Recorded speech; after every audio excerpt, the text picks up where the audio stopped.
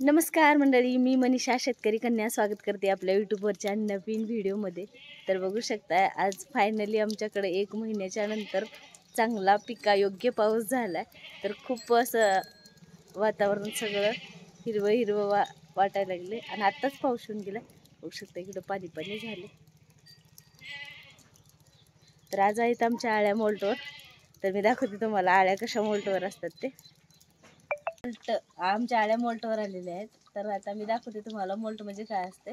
तर इकडे बघू शकता, इकडे तुम्हाला एकही आळी न हलणारी दिसणार आहे आणि एकदम शांत अवस्थेमध्ये आळी असते, तिला मोल्ट अवस्थेतली आळी म्हणतात।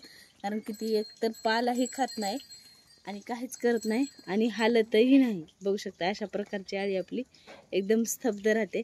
आता ही तिसरी अवस्थेची आळी काट टाकून चौथ्या अवस्थेकडे जाणार, नंतर कोषची प्रक्रिया असणार। तर बघू शकता अशा पद्धतीचा पूर्ण मोल्ट आपला चौथा बसलेला आहे।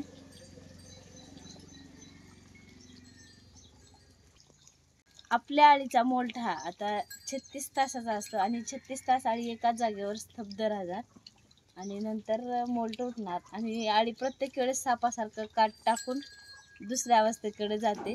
आणि काट टाकताना काढताना बी आळीचा एक वेळ